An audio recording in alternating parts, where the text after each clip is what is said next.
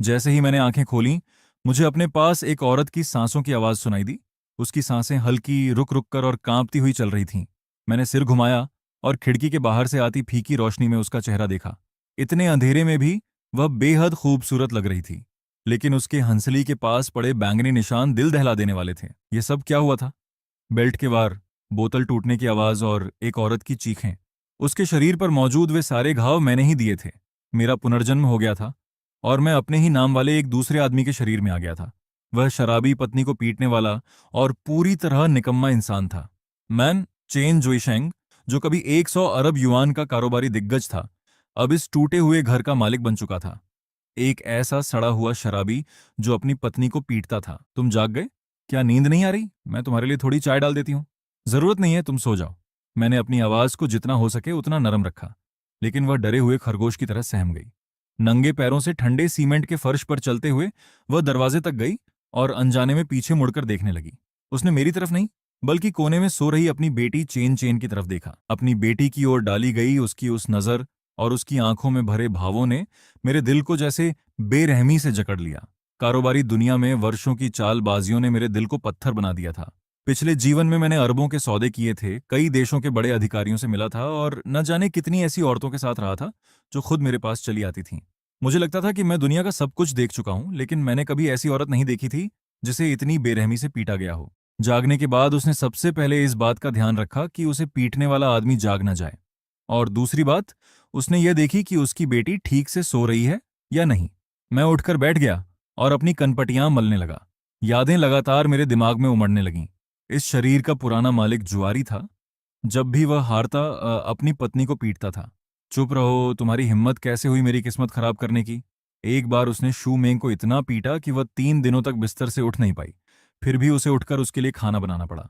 वह खुद कोई काम नहीं करता था। पूरा परिवार बाजार में शू मेंग के फल का ठेला लगाने से चलता था। वह हर महीने 2 या 3 हजार युआन कमाती थी, लेकिन वह आदमी सारे पैसे छीनकर जुए में हार जाता था। जब उसे पैसे चाहिए होते, तब उसे अपनी बेटी की भी परवाह नहीं रहती थी। एक बार चैन चेन को 39 डिग्री बुखार था और उसने ताश की मेज पर फोन उठाकर कहा, मैं जुआ खेल रहा हूं, जब वह मर जाए तो मुझे बता देना। फिर कल वह दोबारा हार गया था। कोई बात नहीं, तुम्हारे लिए शू मेंग की क्या कीमत है? अपनी कीमत बताओ। शू मेंग की कितनी कीमत हो सकती है? क्यों नहीं हो सकती? वह खूबसूरत है। यकीन नहीं होता? कल आकर खुद देख लेना, मैं तुम्हें दिखा दूंगा। आज वे लोग माल देखने आने वाले थे। मैंने आंखें बंद की और गहरी सांस ली। तभी शूमेंग चाय का कप लेकर आई। इसी दौरान चेन चेन नींद में बेचैनी से सिसकने लगी। मैंने मच्छरदानी उठाई और चाय का कप ले लिया। अंदर आ जाओ, वरना मच्छर घुसकर बच्ची को काटेंगे। शूमेंग ने अविश्वास से मेरी तरफ देखा। उसे यकीन ही नहीं हो रहा था कि जो आदमी हमेशा उसे पीटता और गालियां देता था, वह ऐसी बात कह सकता है। वह चेन चेन को सुलाने के लिए बिस्तर पर आ गई और मेरी तरफ पीठ करके लेट गई। उसका शरीर हल्का सा तना हुआ था। घृणा और क्रोध की तेज लहर मेरे सिर तक चढ़ गई। उसके बाद मेरे में उससे भी अधिक तीखा और असहनीय दर्द उठा। जब वे बटन खोल रही थी, मैंने उसका हाथ पकड़ लिया। शूमेंग। मैंने पहली बार गंभीरता से उसका नाम लेते हुए उसकी आंखों में देखा। मेरी बात ध्यान से सुनो। अब तुम्हें यह सब करने की कोई जरूरत नहीं है। उसका पूरा शरीर बुरी तरह कांप उठा। मितली और गुस्से की एक तेज लहर मेरे सिर तक चढ़ गई। उसके तुरंत बाद मेरे दिल में उससे भी अधिक प्रचंड और चुभता हुआ दर्द उठा। जैसे ही वह बटन खोल रही थी, मैंने उसका हाथ पकड़ लिया। शूमेंग। मैंने पहली बार गंभीरता से उसका नाम लेते हुए उसकी आंखों में देखा। मेरी बात ध्यान से सुनो। अब तुम्हें यह सब करने की जरूरत नहीं है। उसका पूरा शरीर बुरी तरह कांप उठा। उसकी आंखें सदमे और उलझन से फैल गईं। उनमें एक ऐसी हल्की सी उम्मीद भी थी जिसे वह दिखाने की हिम्मत नहीं कर पा रही थी। सो जाओ, मैं तुम्हें और चेन चेन को एक अच्छी जिंदगी दूंगा। ये कहते समय मेरे दिमाग में आगे की योजना पूरी तरह साफ हो चुकी थी। जैसे ही सुबह हुई, मैं जाग गया। ये मेरी आदत नहीं थी, बल्कि सब कुछ तुरंत बदल देने की बेचैनी मेरे सीने में जल रही थी और मुझे सोने नहीं दे रही थी। शूमेंग बेहद हल्के कदमों से चेन चेन को नीचे उतार रही थी। मुझे जागा हुआ देखकर वह घबरा गई। माफ करना, मैंने उठकर बैठते हुए कहा। तुमने मुझे नहीं जगाया, मैं खुद ही जाग गया था। आज मैं चेन चेन को स्कूल छोड़ दूंगा और फिर तुम्हारे साथ ठेले पर चलूंगा। आजकल कारोबार अच्छा नहीं चल रहा है। मैं जानता था कि उसे लगा मैं फिर से पैसे मांगना चाहता हूं। डर अब उसकी आदत बन चुका था, लेकिन इस बार मैंने कोई सफाई नहीं दी। मैं उठकर रसोई में चला गया। फ्रिज में केवल कुछ अंडे और एक कटोरी बचा हुआ चावल था। उसकी खाली हालत देखकर दिल टूट रहा था। जब मैं सुनहरे और खुशबूदार अंडे वाले तले हुए चावल की 2 प्लेटें लेकर बाहर आया, तो शूमेंग और चेन चेन एक तरफ खड़ी मुझे ऐसे देख रही थीं जैसे कोई समझ से बाहर चमत्कार देख लिया हो। चेन चेन ने अपना छोटा सा चेहरा ऊपर उठाया और कहा, माँ पापा खाना बना सकते हैं। शू मेंग ने कोई जवाब नहीं दिया। वह केवल उलझे हुए भावों से मुझे देखती रही। बाजार शोर और अफरा तफरी से भरा था। मैं शू मेंग के फलों के ठेले के सामने खड़ा हल्का सा माथा सिकोड़ रहा था। ठेला बहुत साधारण था। उस पर केवल एक ही किस्म के सेब बेतरतीब ढंग से रखे थे और फटे हुए गत्ते पर टेढ़े मेढ़े अक्षरों में प्रति जिन 3.8 युआन लिखा था। बगल वाली सब्जी बेचने वाली चिल्लाई, अरे वाह, आज जोईशेंग मदद करने आया है। वह हर कुछ कदम पर पीछे मुड़कर देखते हुए चली गई। मैं नीचे बैठा उन पतली लाल प्लास्टिक की थैलियों में से एक उठाई और हाथ में उसका वजन महसूस किया। फिर मैंने आसपास तेजी से गुजरती भीड़ को देखा, जो हर ठेले को नजरअंदाज कर रही थी। मांग को तुरंत भड़काने की एक योजना मेरे दिमाग में साफ हो गई। मैंने फेंके हुए डिब्बे से सख्त गत्ते का एक टुकड़ा उठाया, जमीन पर पड़ा मार्कर लिया और उस पर 2 बड़ी पंक्तियां लिख दी। इसके बाद मैंने बिना झिझके 3.8 युआन वाला बोर्ड फाड़ दिया और नया बोर्ड सबसे दिखाई देने वाली जगह पर रख दिया। बगल वाली आंटी झुककर उसे देखने लगी और हैरानी से चिल्लाई, एक थैला 20 युआन, जितना चाहो खुद भरो। चान जुइशेंग, क्या शराब पीकर तुम्हारा दिमाग खराब हो गया है? इस तरह तो तुम्हारे कपड़े तक बिक जाएंगे। मैं धीरे धीरे खड़ा हुआ और मुस्कुराकर उनकी तरफ देखा। आंटी, हिसाब किताब केवल लागत के आधार पर नहीं किया जाता। मुझे सेब के इस एक थैले से मुनाफा नहीं चाहिए। मैं कम से कम समय में पूरा माल बेचकर नकदी का प्रवाह शुरू करना और इस ठप पड़े ठेले में दोबारा जान डालना चाहता हूँ। नए बोर्ड ने जल्दी ही अपना असर दिखाना शुरू कर दिया। एक अधेड़ आदमी पास आया। मालिक, क्या सच में 20 युआन में एक थैला मिलेगा और हम उसे खुद भर सकते हैं? सेब खट्टे तो नहीं है? मैंने सहजता से एक सेब उठाया, कुशलता से उसका एक टुकड़ा काटा और उसकी तरफ बढ़ा दिया। छक कर देखिए, मीठा है या नहीं, ये आप खुद बताइए। उसने सेब छका, बिना कुछ कहे एक थैला उठाया और पागलों की तरह उसमें सेब भरने लगा। उसने थैला लगभग फाड़ ही दिया था। मैं हंसा और बोला, जब तक आप थैला उठा सकते हैं सारे सेब आपके हैं। यह वाक्य जैसे किसी बांध का दरवाजा खोल गया। चारों तरफ से भीड़ उमड़ पड़ी। 20 युआन कोई बड़ी रकम नहीं थी, लेकिन जितना चाहो खुद भरो, इन शब्दों ने इंसानी स्वभाव की सबसे मूल लालसा को तुरंत जगा दिया। बगल वाली आंटी की मुस्कान चेहरे पर ही जम गई। वह मुंह खोले की तरह सेब भरती भीड़ और तेजी से घटते सेबों के ढेर को देखती रही। उनका लोहे का बाट जमीन पर गिर गया और उन्हें पता तक नहीं चला। अपना काम खत्म करके शूमेंग चिंता में वापस आ रही थी। दूर से अपने ठेले को भीड़ में डूबा देखकर उसका चेहरा डर से सफेद पड़ गया। उसे लगा कि मैंने फिर कोई मुसीबत खड़ी कर दी। वे घबराकर भीड़ को धकेलती हुई अंदर आई, लेकिन सामने का नजारा देखकर स्तब्ध रह गई। उसने देखा कि मैं ठेले के पीछे स्थिर खड़ा था। न मैं किसी के सामने झुक रहा था, न गुस्सा कर रहा था। बस शांत रहकर पैसे ले रहा था और थैलियां दे रहा था, जबकि आसपास के लोग पागलों की तरह सेब लूटने में लगे थे। वे सेब जो पहले पूरे दिन में मुश्किल से बिकते थे, उसकी आंखों के सामने गायब होते जा रहे थे।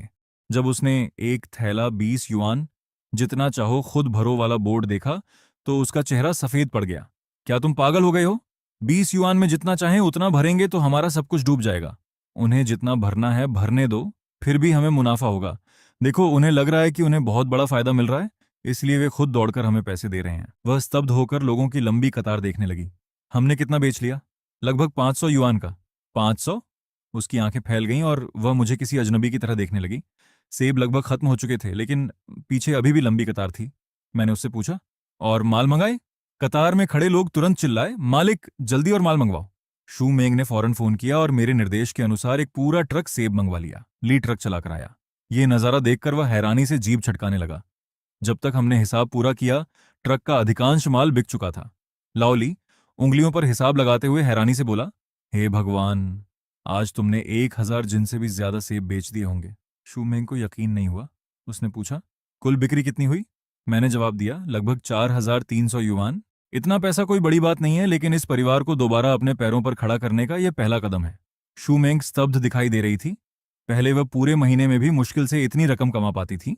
ठेला समेटने के बाद मैं उसे सामान खरीदने ले गया। मांस, मछली और पसलियां खरीदने में लगभग 300 युआन खर्च हो गए। शू मेंग के होंठ हिले, लेकिन उसने कुछ नहीं कहा। जानता था कि इतने खर्च से उसका दिल दुख रहा था, लेकिन आज हमें जश्न मनाना ही था। गली के मोड़ पर छोटी बच्ची ने मेरे दोनों हाथों में सामान देखा और खुशी से उछल पड़ी। पापा, क्या आज दावत होगी? हाँ, खट्टी मीठी मछली और मसालेदार पसलियां बनेंगी। मैं नीचे झुका और उसके छोटे से चेहरे को प्यार से सहलाया। वाह, मैं पापा से सबसे ज्यादा प्यार करती हूँ। वह खुशी से मेरे चारों ओर कूदने लगी। शूमेंग हमें देख रही थी और उसकी आंखों की कठोरता धीरे धीरे नरम हो रही थी। एक समय इस घर में केवल खामोशी और डर हुआ करता था। अब आखिरकार उसमें थोड़ी गर्माहट आ गई थी। हम तीनों बातें करते और हंसते हुए घर की ओर चल पड़े। चैन चैन लगातार चहकती रही और शूमेंग के चेहरे पर हल्की मुस्कान थी। पुनर्जन्म के बाद मैं ठीक यही दृश्य चाहता था। जब हम मोड़ वाली किराने की दुकान के पास पहुंचे तो चेन चेन ने अचानक मेरी कमीज खींची। उसकी आंखें चमक रही थीं और वह दुकान में रखे कांच के मछली घर की तरफ इशारा कर रही थी। पापा, देखो, छोटी सुनहरी मछलियां कितनी लाल और सुंदर हैं। वे केवल कुछ युआन की साधारण सुनहरी मछलियां थीं, लेकिन चेन चेन की नज़र में वे अनमोल खजाना थीं। ठीक है पापा, तुम्हारे लिए कुछ मछलियां खरीदेंगे। शू मेंग ने पीछे मुड़कर कहा। मैं पहले जाकर सब्जियां धोती हूं, तुम दोनों जल्दी वापस आ जाना। वह सामान उठाकर लगभग 10 मीटर दूर मौजूद जर्जर इमारत की तरफ तेजी से चल पड़ी। मैं चेन चेन को गोद में लेकर किराने की दुकान पर सुनहरी मछलियां चुन रहा था। तभी मेरी नजर घर के दरवाजे के आसपास घूम रहे कुछ लोगों पर पड़ी। वे दरवाजा खोलने की कोशिश कर रही शूमेंग का रास्ता रोक रहे थे। मेरा दिल धक से रह गया। शूमेंग साफ तौर पर घबरा गई थी। उसने एक कदम पीछे लिया और सतर्कता से उन्हें देखने लगी। सुनहरे बालों वाला आदमी बदमाशी से मुस्कुराया और उसके पास झुक गया। भाभी, बस तुम्हें याद दिलाने आए हैं। तुम्हारा आदमी चेन जुइशेंग कल रात ताश में हार गया था। उसने कर्ज चुकाने के लिए तुम्हें हमारे हवाले कर दिया है। अब अपने भाइयों को थोड़ा मजा करने दो। शू मेंग का शरीर ढीला पड़ गया। उसके हाथों से सारा सामान जमीन पर गिर गया। उसका चेहरा राख जैसा हो गया, मानो शरीर की सारी ताकत खत्म हो गई हो। मैं तेजी से उनकी ओर दौड़ा। शू मेंग गिरोह की तरफ पीठ कर चुकी थी और उसी दिशा में देख रही थी जहां से मैं आ रहा था। उसके चेहरे का सारा रंग उड़ चुका था और आंसू बिना आवाज के लगातार बह रहे थे। उसकी आंखें, वह मुझे देख रही थी। मैं अपनी बेटी और सुनहरी मछलियों का कटोरा लिए एक अच्छे पिता की तरह उसकी तरफ बढ़ रहा था। उसके होंठ कांपने लगे जैसे वह कुछ कहना चाहती हो।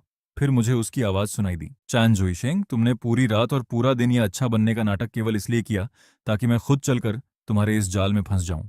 वह तेजी से झुकी, जमीन पर बिखरी अभी खरीदी हुई सब्जियां उठाईं और पूरी ताकत से मेरी तरफ फेंक दी। मैं तुमसे नफरत करती हूँ। मुझे तलाक चाहिए। सब्जियां मुझसे टकराकर जमीन पर बिखर गईं। चेन चेन डर गई और जोर जोर से रोने लगी। माँ, पापा को मत मारो। मेरे कुछ कहने से पहले ही शूमेंग मुड़कर घर की तरफ भागी, लेकिन वह अंदर नहीं पहुंच पाई। ट्रायड नाम के आदमी ने उसकी कलाई पकड़ ली। भाभी, इतनी जल्दी जाने की क्या जरूरत है? वह मुस्कुराते हुए अपना हाथ उसकी बांह पर ऊपर की ओर फेरने लगा। तुम्हारे आदमी ने सब कुछ लिख कर दिया है। आज रात तुम हमारे साथ चलोगी? मैंने देखा कि शूमेंग पूरी तरह जम गई थी। उसके चेहरे पर पहले से भी गहरा डर उभर आया। उसी पल मेरे अंदर कुछ फट पड़ा। उसे छोड़ दो। मेरी आवाज अचानक बर्फ जैसी ठंडी हो गई। कारोबारी दुनिया में 10 वर्षों तक संघर्ष करके तराशी गई ऐसी आवाज का इन गुंडों ने पहले कभी सामना नहीं किया था। मैंने ट्रायड के चेहरे पर जोरदार थप्पड़ मारा। वह कुछ कदम पीछे लड़खड़ा गया और उसके होंठ के कोने से खून बहने लगा। वह स्तब्ध होकर अपना चेहरा पकड़ने लगा। बाकी सब भी जम गए। फिर वह दोबारा मुक्के चलाता हुआ मेरी तरफ झपटा। मैं एक कदम किनारे हुआ, उसका वार बचाया और उसके पेट पर जोरदार लात मारी। वह चीखते हुए पीछे उड़ गया और जमीन पर दर्द से तड़पने लगा। बाकी तीनों गालियां देते हुए मेरी तरफ दौड़े। मैं तेजी से आगे बढ़ा। फेंकना, जोड़ मोड़ना और घुटने से वार करना, पिछले जीवन में सीखी हर युद्ध कला मैंने इस्तेमाल की। मेरा हर वार सही जगह लगा। 1 मिनट से भी कम समय में चारों जमीन पर पड़े थे। मेरे पीछे चेन चेन अपनी छोटी मुट्ठी ऊपर उठाकर चिल्लाई, पापा, बुरे लोगों को मारो। वाह! शूमेंग ने कोई आवाज नहीं निकाली। मैं ट्राइड के पास गया, उसके सीने पर पैर रखा और नीचे देखते हुए कहा, ध्यान से सुनो, मैंने जुआ छोड़ दिया है। पुराने सारे हिसाब खत्म हो चुके हैं। फिर कभी मेरे परिवार के पास आए तो जब भी तुम्हें देखूंगा तुम्हें पीटूंगा, समझे? उसने फिर भी अकड़ दिखाने की कोशिश की। तुमने पैसे लिए हैं और वापस नहीं दे रहे, हम पुलिस बुलाएंगे। मैं हंसा। पुलिस बुलाओगे? क्या तुम्हें पता है कि बड़े पैमाने पर जुआ चलाने की सजा क्या होती है? क्या मैं तुम्हें बताऊं? मेरे फोन में सबूत मौजूद हैं। क्या तुम्हारी तरफ से मैं ही फोन कर दूं? उनके चेहरे तुरंत सफेद पड़ गए। माफ कर दीजिए भाई चेन, हमसे गलती हो गई, हम अभी चले जाते हैं। रुको, मैंने उन्हें वापस बुलाया। फिर अब भी कांप रही शूमेंग की तरफ देखकर कहा, मेरी पत्नी से माफी मांगो। उन लोगों के चेहरे उतर गए, लेकिन उन्होंने सिर झुका दिया। माफ कर दीजिए भाभी, अब यहां से निकलो। मैंने ट्रायड को ठोकर मारकर एक तरफ किया। वे घबराकर वहां से भाग गए। चारों तरफ खामोशी छा गई। मैं शूमेंग की तरफ मुड़ा। उसका चेहरा आंसुओं से भीगा था और शरीर अब भी कांप रहा था। उसकी आंखों में डर, संदेह और गहरा दर्द था। मेरे दिल में सुई चुभने जैसा दर्द उठा। मैं उसके पास गया, उसकी आंखों में देखा और एक एक शब्द पर जोर देते हुए गंभीरता से कहा, शू मैंग, पुराना चेन जुइशेंग एक घटिया इंसान था। उसने जो किया है उसके लिए 10,000 बार मरना भी कम होगा। मैं तुमसे ये उम्मीद नहीं करता कि तुम मुझे तुरंत माफ कर दोगी। बस मुझे एक और मौका दे दो। मैं अपनी जान की कसम खाता हूं, आज के बाद अगर मैंने तुम्हें और चेन चेन को जरा सा भी दुख पहुंचने दिया तो मेरी मौत बेहद भयानक हो। शूमेंग मुझे देखती रही और उसकी आंखों से बड़े बड़े आंसू बहते रहे। उसके होंठ हिले। आखिरकार वह रोते हुए चिल्लाई, चैन जोइशेंग, तुम कमीने हो, मैं दोबारा तुम पर विश्वास नहीं करूंगी। ये कहने के बाद वह चेन चेन को खींचकर घर के अंदर ले गई और जोर से दरवाजा बंद कर दिया। लेकिन उसने दोबारा तलाक की बात नहीं की।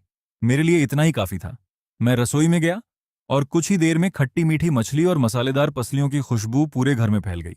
मैं खाने की प्लेटें लेकर शयन कक्ष के दरवाजे तक गया और दस्तक दी। खाना तैयार है। गुस्से में रहकर बच्ची को भूखा मत रखो, मैं बैठक में सो जाऊंगा। मैंने थाली नीचे रखी और मुड़कर जाने लगा। अंदर से चेन चैन की हल्की सी आवाज आई, माँ, कितनी अच्छी खुशबू आ रही है। थोड़ी देर बाद मुझे कटोरियों और खाने की छड़ियों की हल्की आवाज सुनाई दी। मैं सख्त सोफे पर लेटकर छत को देखने लगा। रास्ता लंबा था, लेकिन मंजिल की दिशा मुझे पहले कभी इतनी साफ दिखाई नहीं दी थी। मुझे उनकी रक्षा करनी थी और इस परिवार को सच में दोबारा खुशहाल बनाना था। शयनकक्ष का दरवाजा थोड़ा सा खुला। मैंने आंखें बंद कर लीं और सोने का नाटक करने लगा। कुछ सेकंड बाद दरवाजा धीरे से फिर बंद हो गया, लेकिन इस बार उसमें कुंडी नहीं लगी थी। मेरे होंठों पर हल्की मुस्कान आ गई। अगले कुछ दिनों तक मैं रोज शूमेंग के साथ ठेले पर गया। एक थैला 20 युआन, जितना चाहो खुद भरो, बाजार की पहचान बन गया। हर दिन 1,000 जिनसे ज्यादा सेब लगातार बिकने लगे। एक सप्ताह से भी कम समय में शूमेंग के खाते में 10,000 युआन बढ़ गए। रात को उसे अक्सर नींद नहीं आती थी। कुछ दिनों बाद बिक्री कम होने लगी। तब मेरे दिमाग में एक नया विचार आया। मैंने चेरी और ब्लूबेरी लाने का सुझाव दिया। उसने माथा सिकोड़कर कहा कि वह पहले भी इन्हें बेचने की कोशिश कर चुकी थी, लेकिन वे नहीं बिके। मगर इस बार तरीका अलग था। मैंने ठेले को 2 स्तरों में बांट दिया। नीचे वाले स्तर पर सेब और आड़ू 15 युआन प्रति जिन थे। ऊपर वाले स्तर पर चेरी और ब्लूबेरी 25 युआन प्रति जिन थीं। ग्राहक अपनी पसंद से कुछ भी चुन सकते थे। सारे फलों को धोकर काट कर डिब्बों में रखा गया था। केवल 1 युआन और देकर जितना चाहें दही ले सकते थे। 1 और युआन देने पर एक जिन सेब भी मिलते थे। नया ठेला साफ सुथरा और व्यवस्थित था, इसलिए गंदे और बेतरतीब बाजार में वह अलग ही दिखाई दे रहा था। उस दिन की कुल बिक्री 3,000 युआन से अधिक हुई। मुझे सबसे अधिक खुशी इस बात की थी कि नीचे वाले सस्ते फलों की तुलना में ऊपर वाले महंगे फल ज्यादा बिके। ठेला बंद करते समय शूमेंग खुद को रोक नहीं पाई और मुझसे इसका कारण पूछ लिया। मैंने उसकी तरफ देखकर मुस्कुराते हुए कहा, क्योंकि महंगे फलों से उन्हें लगता है कि उन्हें और भी बड़ा फायदा मिल रहा है। केवल 10 युआन अधिक देकर वे महंगे फलों में से अपनी पसंद की कोई भी चीज ले सकते हैं। आखिर कौन लालच में नहीं आएगा? कारोबार का मतलब लोगों के दिमाग को समझकर चलना है। उसने मुझे डांटते हुए कहा, तुम हमेशा इतनी चालाकी करते हो। लेकिन उसके होंठों के कोने अपने आप ऊपर उठ गए। उस सप्ताह हमने फिर 10,000 युआन कमाए। मुझे देखने वाली उसकी आंखों में धीरे धीरे फिर से रोशनी लौटने लगी। उस दिन चेन चेन को स्कूल से लेने जाते समय हमने दरवाजे पर अच्छे सूट में खड़े एक आदमी को देखा। वह शूमेंग का बड़ा भाई शूहाई था। भैया! शूमेंग खुशी से उसके पास दौड़ी। शूहाई ने मुश्किल से उसकी तरफ देखा, फिर उसकी चाकू जैसी तेज नजर मेरी तरफ घूमी। जुईशेंग, मेरे साथ सिगरेट का एक पैकेट खरीदने चलो। मैं समझ गया कि वही मुझसे अकेले बात करना चाहता था। वाहन खड़े करने वाली जगह पर पहुंचकर उसने एक BMW की तरफ इशारा किया। इस गाड़ी की कीमत 2 लाख युआन से अधिक है। कैसी लगी? बुरी नहीं है। उसने एक बैंक कार्ड निकाला और मेरे हाथ पर पटक दिया। इसमें 2 लाख युआन है। गाड़ी भी तुम्हारी होगी। कल शूमेंग को तलाक दे देना। बच्ची उसके साथ रहेगी। गाड़ी और पैसे तुम रख लेना। इसके बाद हमारे बीच सब खत्म। शू हाई की बात सुनकर मैंने सिर हिला दिया। भैया, अब मैं बदल चुका हूं। तेंदुआ अपने धब्बे नहीं बदल सकता। शू हाई का चेहरा अंधेरा पड़ गया। शू मेंग हमारी आंखों का तारा थी। देखो, तुम्हारे साथ उसकी जिंदगी कैसी हो गई। शराब और जुआ, बस यही सब किया तुमने। क्या तुम उसके लायक हो? पैसे कम लग रहे हैं। अपनी कीमत बताओ। मेरे भीतर गुस्सा भड़क उठा। मैं जानता था कि वह इस शरीर के पुराने मालिक को गालियां दे रहा था, लेकिन फिर भी उसके शब्द मुझे चुभ रहे थे। मुझे कुछ और महीने दे दीजिए। तुम तो कीचड़ से भी बदतर हो। उसने मेरी बात काट दी। गांव का एक आदमी विश्वविद्यालय चला गया तो क्या खुद को शहर का समझने लगा? अगर उस समय शू मेंग ने गलत फैसला नहीं किया होता तो तुम्हारे जैसे आदमी की औकात ही क्या थी? तुम जैसे लोग पैसे वाले परिवार में शादी करके ऊपर चढ़ना चाहते हो, है ना? खूबसूरत पत्नी से शादी करके इज्जत पाना चाहते हो। क्या तुम इसके लायक हो? मैंने मुट्ठियां भींच लीं, फिर धीरे धीरे उन्हें खोल दिया। मैं किसान का बेटा हूं और एक रसोइया हूं जिसने तुम्हारे परिवार को शर्मिंदा किया है, लेकिन पैसे देकर मुझे खरीदने की कोशिश मत करना। तुम ऐसा नहीं कर सकते। मुझे 3 महीने दो। मैं 10 लाख युआन कमाकर दिखाऊंगा, उसके बाद मुझसे बात करना। शू हाई एक पल के लिए स्तब्ध रह गया। फिर वह ऐसे तिरस्कार से हंसा जैसे उसने दुनिया का सबसे मजेदार मजाक सुन लिया हो। मैंने उससे और कुछ नहीं कहा। मैं मुड़ा और वापस घर चला गया। घर लौटने पर शूमेंग थोड़ी चिंतित दिखाई देते हुए मेरे पास आई। मैंने मुस्कुराकर झूठ बोला, कोई बात नहीं है भैया, बस मेरा हौसला बढ़ा रहे थे। उसे मेरी बात पर विश्वास नहीं हुआ, लेकिन उसने आगे कुछ नहीं पूछा। शूहाई रात के खाने के लिए रुक गया। खाने की मेज पर बैठकर उसने कमरे में रखे पुराने फर्नीचर पर नजर दौड़ाई और माथा सिकोड़ लिया। ये सारा कबाड़ अब तक क्यों रखा हुआ है? क्या तुम्हें डर नहीं लगता कि लोग तुम्हारा मजाक उड़ाएंगे? मैं जवाब देने ही वाला था कि शूमेंग ने मेज के नीचे धीरे से मेरा हाथ खींच लिया। उसने अपने भाई से नरम आवाज में कहा, भैया, जुईशेंग सच में पिछले कुछ दिनों में बहुत बदल गया है। उसने मुझे कई अच्छे सुझाव दिए हैं और हमने कुछ पैसे भी कमाए हैं। शूहाई ने ठंडी आवाज में नाक से फूंकार भरी और कोई जवाब नहीं दिया। तभी उसका फोन बजा। फोन उठाते ही उसका चेहरा अचानक बदल गया। क्या श्री लू हमारे प्रचार प्रस्ताव से संतुष्ट नहीं है? उन्होंने तो कहा था कि आज इसे मंजूरी दे देंगे। दूसरी तरफ की आवाज बहुत घबराई हुई थी, यहां तक कि मैं भी उसकी बातें हल्की सी सुन पा रहा था।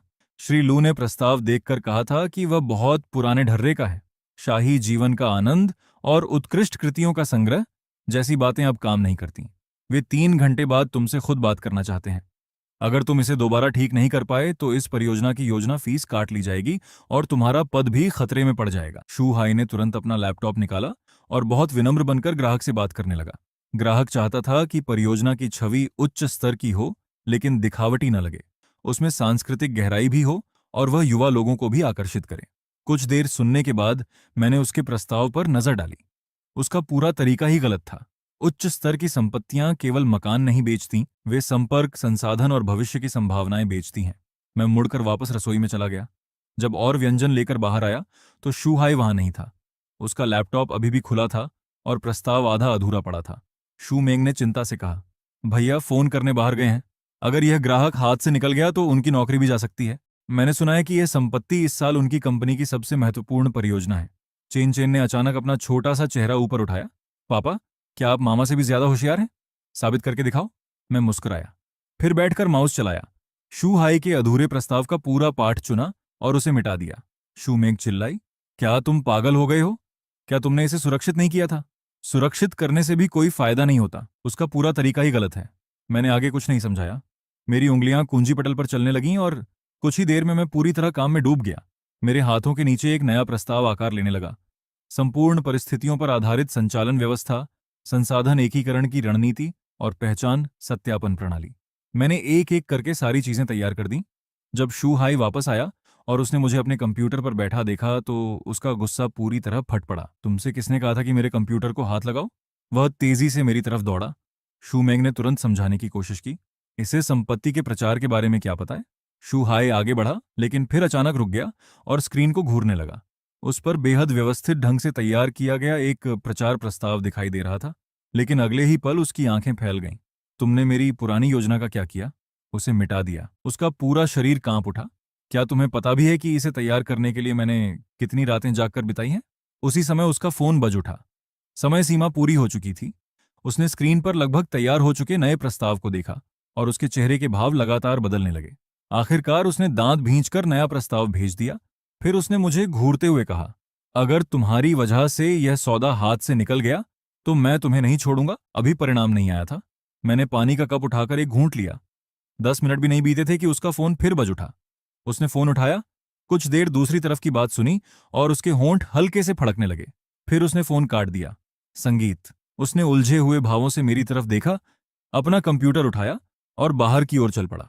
मैं कंपनी जा रहा हूं, वापस आकर तुमसे निपटूंगा। मैं हल्का सा मुस्कुराया। मुझे पता था कि अब उसका सामना किस चीज से होने वाला है। उस प्रस्ताव में लिखी अवधारणाएं उसके स्तर के व्यक्ति की समझ से कहीं आगे थीं। जैसा मैंने सोचा था। कुछ ही देर बाद मेरा फोन बज उठा। फोन शू हाई का था। दूसरी तरफ उसकी आवाज में थोड़ी झिझक थी। चेन जोइशिंग, क्या तुम अभी मेरी कंपनी आ सकते हो? श्री लियू उस व्यक्ति से मिलने पर अड़े हैं जिसने यह प्रस्ताव लिखा है। मुझे पता भेज दो, मैं तुम्हें लेने के लिए चालक भेज देता हूं। कंपनी पहुंचकर मैंने सहायक के हाथ में मौजूद प्रस्ताव को संचालन वाले पन्ने पर पलट दिया। यह मेरी बनाई हुई पहचान सत्यापन प्रणाली है। सबसे पहले घर खरीदने वालों को मालिक समिति की मंजूरी लेनी होगी। केवल पैसा होना पर्याप्त नहीं होगा। यह भी देखा जाएगा कि वे अपने संपर्कों, कौशल या प्रभाव के माध्यम से समुदाय को क्या मूल्य दे सकते हैं। दूसरा, मेरा सुझाव है कि 30% मकानों को आरक्षित रखा जाए और उनमें देश के शीर्ष उद्योगपतियों, कलाकारों और विद्वानों को थोड़े समय के लिए रहने का निमंत्रण दिया जाए। इससे इस समुदाय की प्रतिष्ठा स्वाभाविक रूप से बढ़ेगी। तीसरा, हर महीने विशेष वर्ग संवाद आयोजित किए जाए जिनमें केवल संबंधित उद्योग के शीर्ष लोगों को बुलाया जाए। जो यहां मकान का मालिक नहीं होगा उसे इन कार्यक्रमों का टिकट तक नहीं मिल सकेगा। श्री लू की आंखें चमक उठीं। इस तरह मकान केवल एक वस्तु नहीं रहेगा बल्कि एक विशेष सदस्यता प्राप्त करने की योग्यता बन जाएगा। उन्होंने मुझसे कई और विस्तृत सवाल पूछे जिनका मैंने बिना रुके सहजता से जवाब दिया। आसपास बैठे कई वरिष्ठ योजनाकार बार बार सहमति में सिर हिलाने लगे। बहुत अच्छा।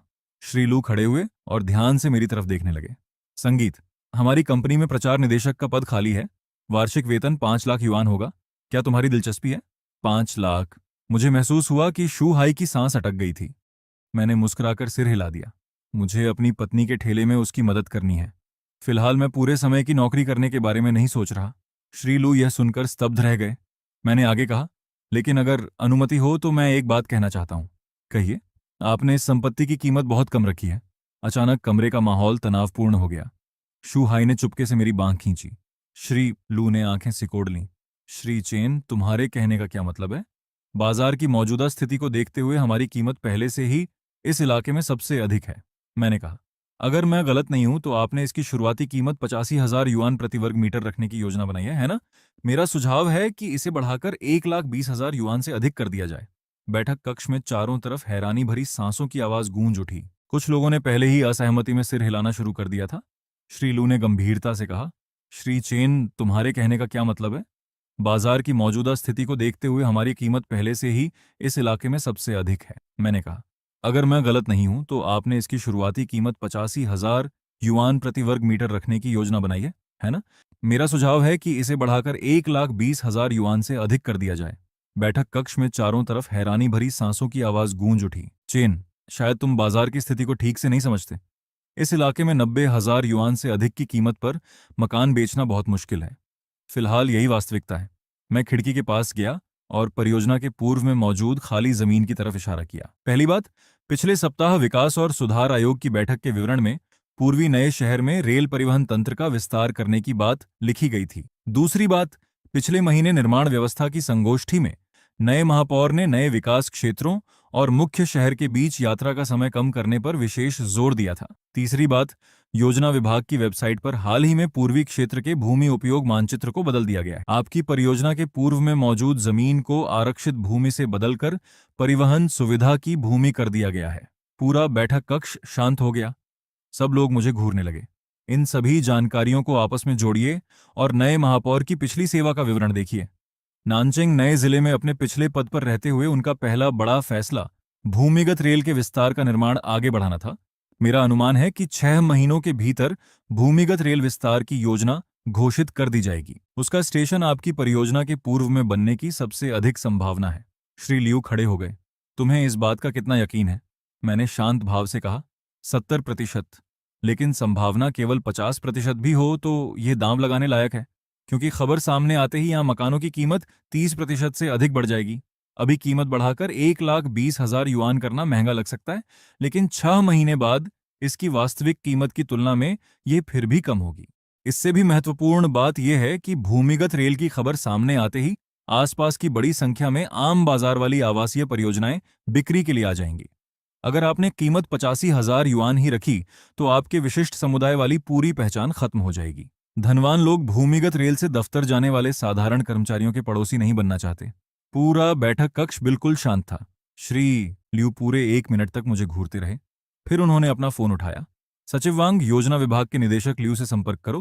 पूर्वी नए शहर की भूमिगत रेल योजना के बारे में सावधानी से जानकारी प्राप्त करो। प्रतीक्षा के वे 10 मिनट 10 वर्षों जैसे लग रहे थे। फोन बजा। श्री लियू ने फोन उठाया। दूसरी तरफ की बात सुनते हुए उनका चेहरा लगातार गंभीर होता चला गया। आखिर उन्होंने केवल इतना कहा, पुष्टि हो गई? अच्छा, मैं समझ गया। फोन काटकर उन्होंने मेरी तरफ देखा। मेरी कंपनी में काम करो, प्रचार विभाग के उपाध्यक्ष बन जाओ। वार्षिक वेतन 10 लाख युआन होगा। क्या तुम्हारी दिलचस्पी है? मैंने देखा कि शू हाई का चेहरा लाल हो गया और उसका पूरा शरीर अकड़ गया, लेकिन मैंने फिर भी सिर हिला दिया। मुझे पूरे समय की नौकरी में दिलचस्पी नहीं है। मैं अपने परिवार के साथ अधिक समय बिताना चाहता हूँ। श्री लियू कुछ देर तक मुझे देखते रहे, फिर बेबस होकर मुस्कुराए। हर व्यक्ति की अपनी प्राथमिकता होती है, लेकिन मैं फिर भी चाहता हूं कि तुम इस परियोजना से जुड़े रहो। अपनी फीस तुम खुद तय कर सकते हो। मैंने शू हाई की तरफ देखा। वास्तव में शू हाई की बुनियादी समझ बहुत मजबूत है।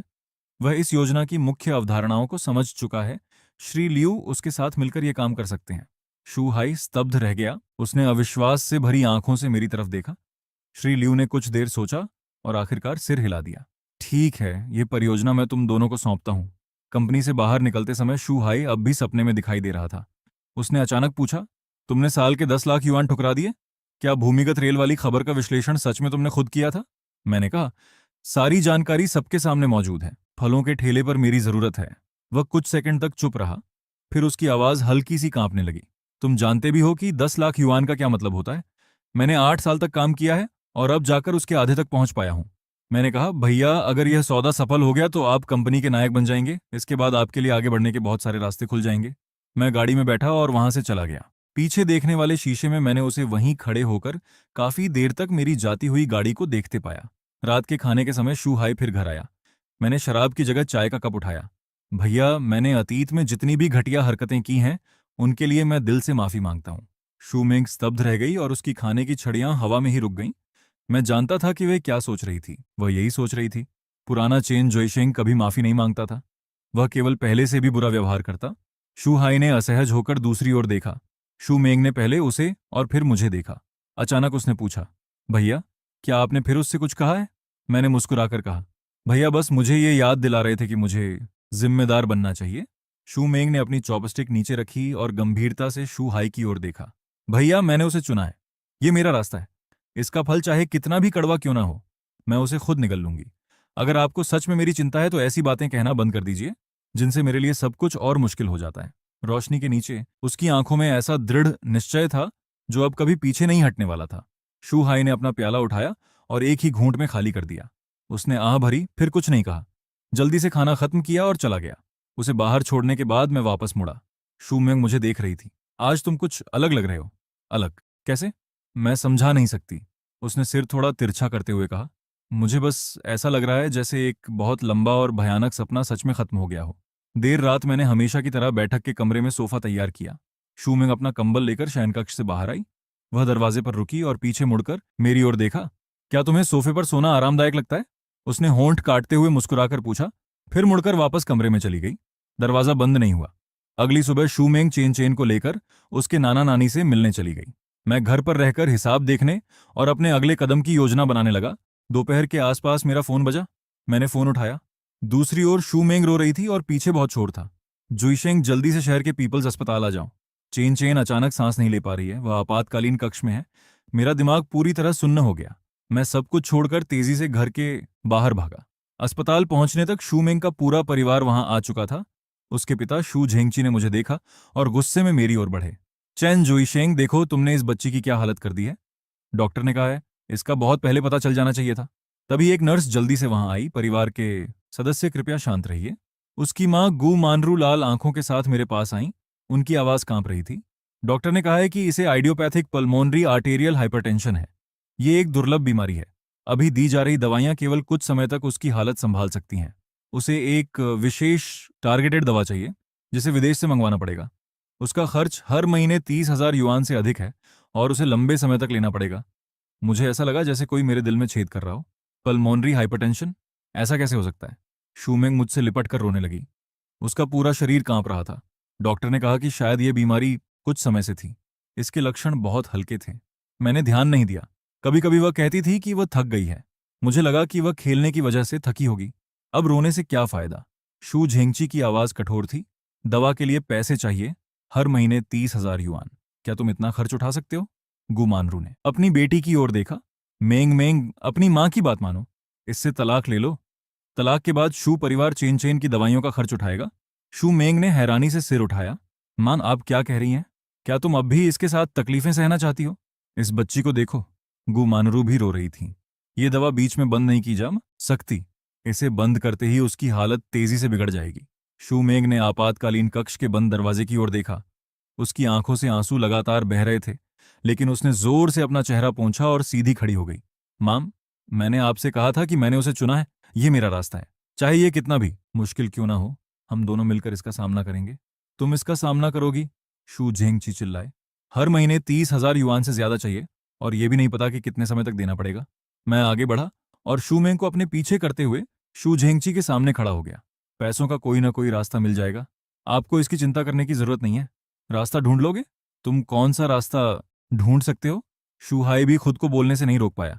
श्रीलू ने तुम्हें साल के 10 लाख युआन देने की पेशकश की थी और तुमने उसे भी ठुकरा दिया। मेरे पास अपने तरीके हैं। मैंने उसकी बात बीच में काट दी। चेन चेन हमारी बेटी है, हम उसकी पूरी जिम्मेदारी उठाएंगे। शू झेंगची काफी देर तक मुझे घूरते रहे, फिर अचानक ठंडी हंसी हंसे। ठीक है, तुम्हारे अंदर बहुत स्वाभिमान है, अब इसे खुद ही संभालना। चलो यहां से। शू परिवार वहां से चला गया। शूमेंग मेरे कंधे पर सिर रखकर धीरे धीरे रो रही थी। उसका शरीर कांप रहा था। डरो मत, मैंने धीरे से उसकी पीठ थपथपाई। मैं तुम्हारे साथ हूं, लेकिन दवाइयों का खर्च। उसने आंसू भरी आंखों से मेरी ओर देखा। हर महीने 30,000 युआन। हमारे पास पैसा समस्या नहीं है, मैंने खिड़की के बाहर देखते हुए कहा। तुम चेन चैन का ध्यान रखो, बाकी सब मुझ पर छोड़ दो। भुगतान काउंटर पर खड़ा होकर मैंने अपने हाथ में मौजूद बैंक कार्ड को देखा। उसके अंदर वह पैसा था जिसे हमने सुबह से रात तक मेहनत करके एक एक पैसा जोड़कर बचाया था। लेकिन मैं जानता था कि अपनी बेटी का इलाज कराने के लिए यह पैसा बिल्कुल भी पर्याप्त नहीं था। अपने पिछले जीवन में मैंने शून्य से शुरुआत करके 100 अरब युआन का साम्राज्य खड़ा किया था। इस जीवन में अपने परिवार के लिए मुझे तुरंत इतना पैसा कमाना था जो उनके लिए पर्याप्त हो। अस्पताल के गलियारे में मैं अपनी यादों को तेजी से खंगालने लगा और जल्द पैसा कमाने का कोई तरीका खोजने लगा। वायदा कारोबार बहुत धीमा था। प्राचीन वस्तुओं का कारोबार बहुत गहरा और जोखिम भरा था। जुए के लिए सही संपर्क चाहिए थे। तभी मेरी यादों का एक बेहद धुंधला हिस्सा अचानक साफ हो गया। एक भूमिगत जुए की वेबसाइट पर मौजूद वर्चुअल घुड़दौड़ वाले हिस्से की इनाम अग्रिम वितरण प्रणाली में एक खामी थी। किसी व्यक्ति ने उस खामी का इस्तेमाल करके 3 दिनों के अंदर 20 लाख युआन से ज्यादा निकाल लिए। खातों का मिलान करते समय वेबसाइट को गड़बड़ी का पता चला था। इस खामी का सिद्धांत ज्यादा जटिल नहीं था, लेकिन दांव लगाने के लिए बिल्कुल सही समय और सटीक गणना जरूरी थी। किसी वर्चुअल दौड़ के आखिरी 30 सेकंड के दौरान वेबसाइट वास्तविक समय के भाव के आधार पर संभावित जीत की रकम को पहले ही उपलब्ध शेष राशि के रूप में दिखा देती थी। मुख्य बात यह थी कि उन आखिरी 30 सेकंड के अंदर अगर कोई उपयोगकर्ता उस वर्चुअल रकम से समाप्त होने वाली किसी दूसरी दौड़ पर नया दांव लगा देता, तो प्रणाली वास्तव में उस दांव को मान्य कर देती थी। सही क्रम का इस्तेमाल करके थोड़ी सी असली पूंजी से दर्जनों गुना वर्चुअल रकम प्राप्त की जा सकती थी और लगातार कई दांव लगाए जा सकते थे। सारी दौड़ें समाप्त होने के बाद अगर अंतिम दांव जीत जाता तो मिलने वाला मुनाफा असली होता। आसान शब्दों में यह किसी जुआ घर जैसा था, जहां तुम 100 युआन का दांव लगाते हो और संचालक तुम्हें जीतने के करीब देखकर 1,000 युआन के सिक्के आगे बढ़ाते हुए कहता है, ये रकम शायद तुम्हारी होने वाली है। फिर तुम उन्हीं 1,000 युआन से किसी दूसरी मेज पर दांव लगाकर जीत जाते हो। अब जुआ घर को वह रकम तुम्हें देनी ही पड़ेगी और मुझे इस खामी का इस्तेमाल करने का निश्चित समय, इसे सक्रिय करने की शर्तें और पकड़े जाने से बचने का तरीका मालूम था। Lucky horse racing. हर वर्चुअल दौड़ 3 मिनट की थी।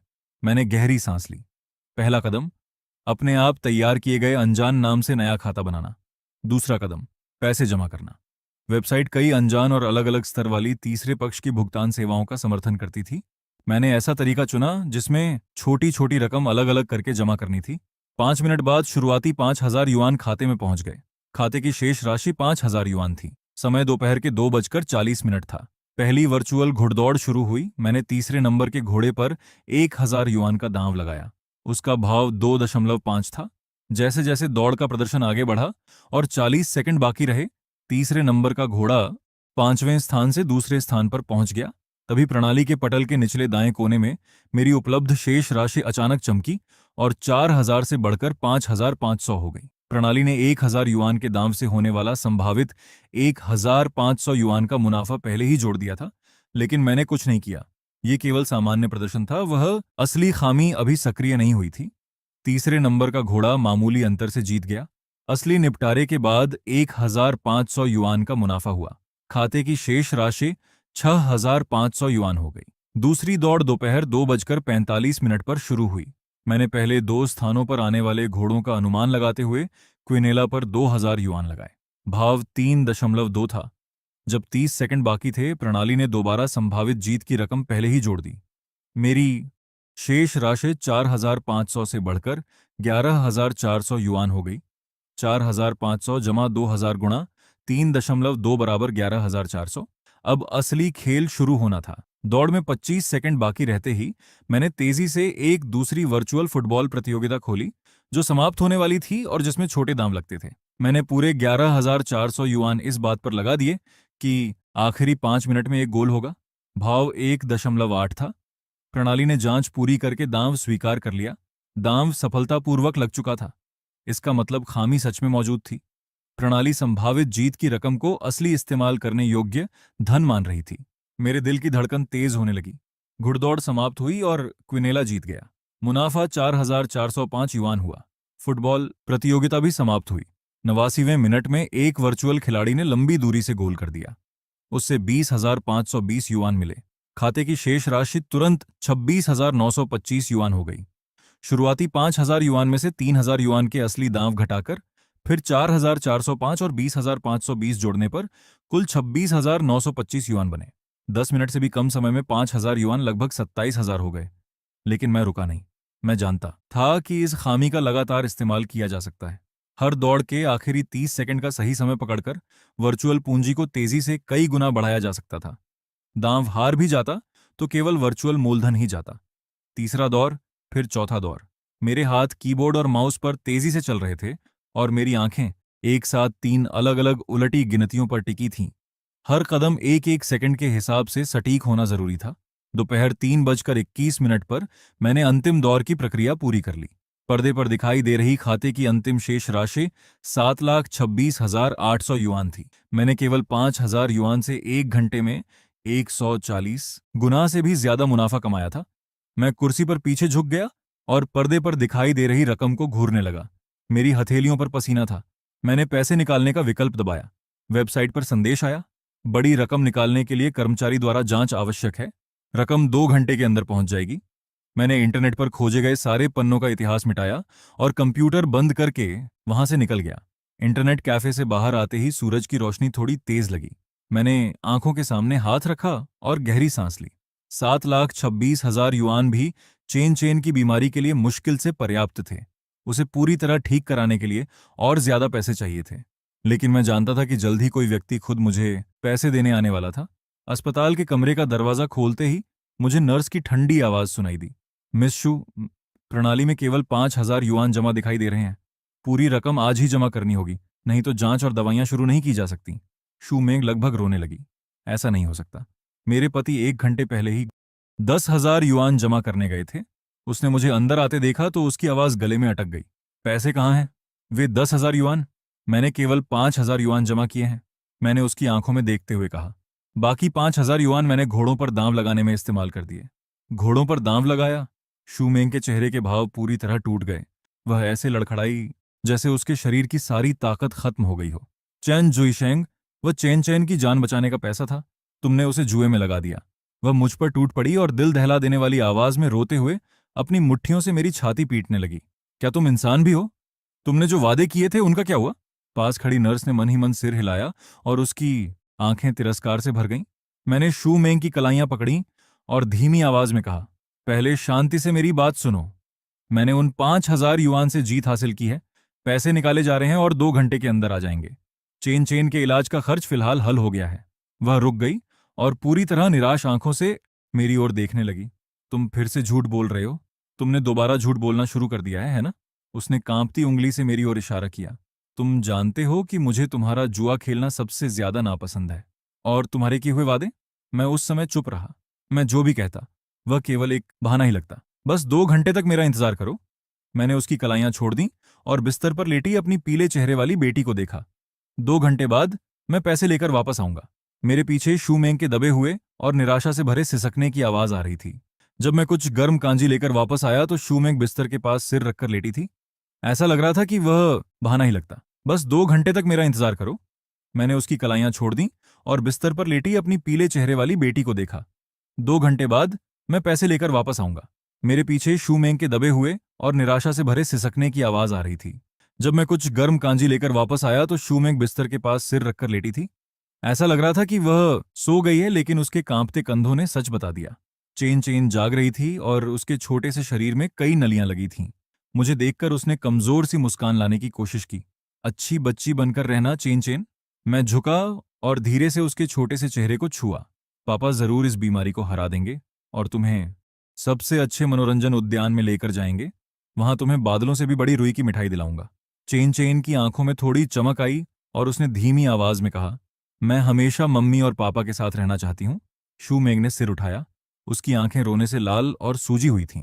उसने पहले अपनी बेटी के विनती भरे चेहरे को देखा और फिर मेरी ओर देखा। आखिर में उसने केवल थकान भरी लंबी सांस छोड़ी। जांच के परिणाम शाम को आएंगे।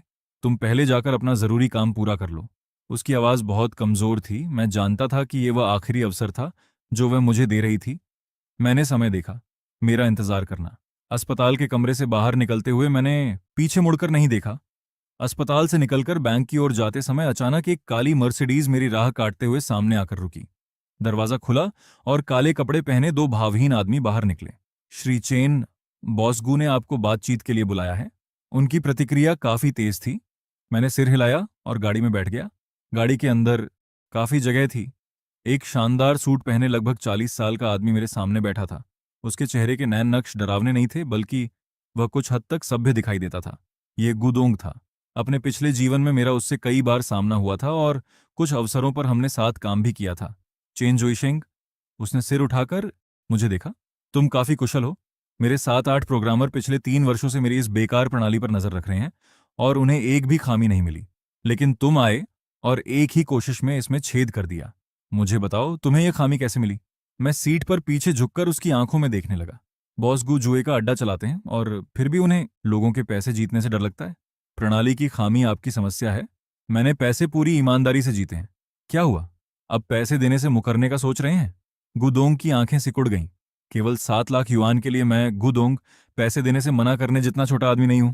उसने मुस्कुराकर कहा, तुम पैसे ले जा सकते हो, लेकिन तुम्हें कुछ कीमत तो चुकानी ही पड़ेगी। मैं जानता था कि वह मेरी पृष्ठभूमि का पता लगाने की कोशिश कर रहा था। पिछले जीवन में मैं उसे अच्छी तरह जानता था, लेकिन अभी मैं अपने सारे पत्ते नहीं खोल सकता था। मैं मुस्कुराया। ठीक है, मैं भी तुम्हारे पैसे मुफ्त में नहीं लूंगा। बदले में तुम्हें एक जानकारी दूं तो कैसा रहेगा? गुदोंग ने एक भौं ऊपर उठाई। बताओ, तुम्हारे पिता वृद्ध मास्टर गू के बारे में। गुदोंग के हाथ में मौजूद कलम रुक गई। क्या उन्हें पिछले कुछ समय से कभी कभी छाती में जकड़न और बाएं कंधे में सुन्नपन महसूस हो रहा है? मैंने शांत स्वर में कहना जारी रखा। मेरा सुझाव है कि तुरंत कोरोनरी सीटीएं करवाया जाए और बाईं एंटीरियर डिसेंडिंग धमनी की विशेष रूप से जांच की जाए। सामान्य जांच में बिना कैल्शियम वाली पट्टिका का पता नहीं चलेगा। गुदोंग की पुतलियां थोड़ी सिकुड़ गईं। उसने कुछ सेकंड तक मुझे देखा और फिर तुरंत किसी को फोन किया। डीन वांग, कृपया मेरे पिता के लिए तुरंत हृदय की जांच का इंतजाम कीजिए। कोरोनरी सीटीए, बाईं एंटीरियर डिसेंडिंग धमनी पर खास ध्यान देना। हाँ, अभी। गाड़ी के अंदर पूरी तरह सन्नाटा छा गया। 40 मिनट बाद फोन बजा। गुदोंग ने फोन उठाया और उसके चेहरे के भाव अचानक बदल गए। फोन रखने के बाद वह मुझे पूरी तरह अलग नजरों से देखने लगा। बाइंग एंटीरियर डिसेंडिंग धमनी में 85% से भी ज्यादा गंभीर संकुचन था। थोड़ी और देर हो जाती तो उनकी जान जा सकती थी। वह कुछ देर रुका। जुईशेंग, तुम आखिर हो कौन? इससे कोई फर्क नहीं पड़ता, मैंने उसकी आंखों में देखते हुए कहा। मुझे मेरे पैसे और मेरी सुरक्षा चाहिए। तुम्हारे पैसे तुरंत जारी कर दिए जाएंगे मेरे इलाके में। गुदोंग मुझे घूरते हुए बोला, कोई भी तुम्हें हाथ भी नहीं लगा सकता। लेकिन तुम्हारे जैसा व्यक्ति केवल 7 लाख युआन के लिए इतना बड़ा जोखिम नहीं उठाएगा। तुम कुछ और भी कहना चाहते हो, है ना? सच में तुम काफी समझदार हो। मेरे पास एक और जानकारी है, मैंने उसकी आंखों में देखते हुए कहा। यह उस महिला के बारे में है जिसे तुम पिछले 10 वर्षों से खोज रहे हो, और उसके साथ रहने वाली उस बच्ची के बारे में जिसके अस्तित्व के बारे में शायद तुम्हें पता भी नहीं है। गुदोंग तुरंत सीधा बैठ गया। उसके चेहरे की शालीनता गायब हो गई और उसकी जगह सदमे ने ले ली। तुमने क्या कहा? वह सोचेंग में रहती है। उसने एक माध्यमिक विद्यालय के अध्यापक से शादी कर ली है और शांत जीवन जी रही है, मैंने आवाज धीमी करते हुए कहा। उसकी एक बेटी है जिसकी उम्र 7 वर्ष है और उसका जन्मदिन 17 जून को आता है। गुदोंग का चेहरा पीला पड़ गया और उसकी उंगलियां हल्की सी कांपने लगीं। वह तारीख और वह उम्र सुनकर वह समझ गया कि मैं क्या चाहता था। उसकी आवाज भारी हो गई। अस्पताल के सारे साधनों का इंतजाम मैं कर दूंगा। गाड़ी का दरवाजा बंद हुआ और मर्सिडीज वहां से चली गई। मैं अस्पताल के प्रवेश द्वार पर खड़ा था। मेरे कार्ड में 57,20,000 युआन से ज्यादा थे। फिलहाल चेन चेन के इलाज के खर्च के लिए यह रकम पर्याप्त थी। मैंने अपना फोन कसकर पकड़ा और तेजी से अस्पताल के अंदर चला गया। मैं जितनी तेजी से हो सकता था कमरे की ओर भागा और दरवाजा खोल दिया। शू मेंग वहां नहीं थी। मेरे ससुर शू झेंगची बिस्तर के पास बैठे थे और उनका चेहरा बुझा हुआ था। तुम्हारी अपनी बेटी इतनी बीमार है और तुम हर जगह घूमते फिर रहे हो। मैंने उनकी बात को अनदेखा किया। बिस्तर के पास जाकर चेन चेन का माथा छुआ और धीरे से पूछा, मम्मी कहाँ है? कुछ जरूरी काम करने बाहर गई है, मुझे इसका ध्यान रखने के लिए कह गई। शू झेंगची ने ठंडी आवाज में कहा, तुम दोनों एक दूसरे से भी बदतर हो, कई घंटों से गायब हो।